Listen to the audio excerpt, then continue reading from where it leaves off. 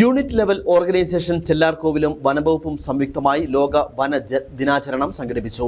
Chellarkovil eco tourism കേന്ദ്രത്തിൽ നിർമ്മിച്ച open സ്റ്റേജിന്റെ സമർപ്പണവും ഇതോടൊപ്പം നടന്നു.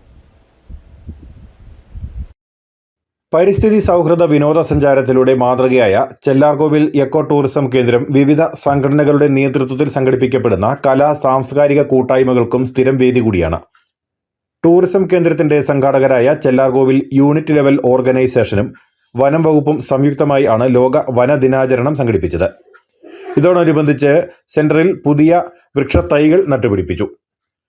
പുതിയതായി നിർമ്മിച്ച ഓപ്പൺ സ്റ്റേജിൽ നടന്ന ചടങ്ങിൽ വണ്ടൻമേട് ഗ്രാമപഞ്ചായത്ത് പ്രസിഡന്റ് സൂസൻ ജേക്കബ് വനദിനാചരണം ഉദ്ഘാടനം ചെയ്തു. അതുപോലെ തന്നെ ഇക്കോ ടൂറിസം എന്ന് പറയുന്നത് പ്രകൃതിയെ നശിപ്പിക്കാതെ തന്നെ വിനോദസഞ്ചാരം നടത്തുക എന്നുള്ളതാണ് ഇക്കോ ടൂറിസം കൊണ്ടും ഉദ്ദേശിക്കുന്നത്.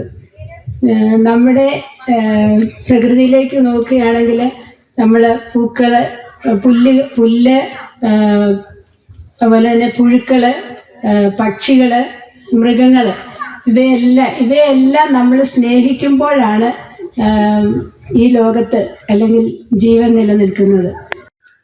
Range forest officer Joji Jacob open stage സമർപ്പണം നിർവഹിച്ചു. ചക്കുപള്ളം ഗ്രാമപഞ്ചായത്ത് പ്രസിഡന്റ് റെജിമോൾ ഷിബി ചടങ്ങിൽ മുഖ്യപ്രഭാഷണം നടത്തി. യുവെല്ലോ ചെയർമാൻ ശശീന്ദ്ര ബാബു ചടങ്ങിൽ അധ്യക്ഷത വഹിച്ചു.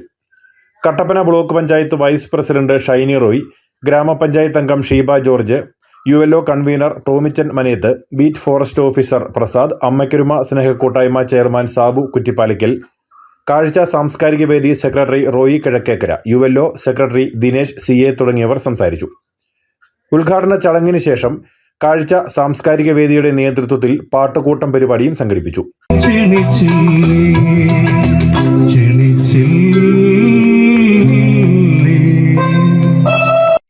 പ്രാദേശിക കലാകാരന്മാരും കലാസ്വാദകരും പരിപാടിയിൽ പങ്കെടുത്തു. News bureau, Anakkara.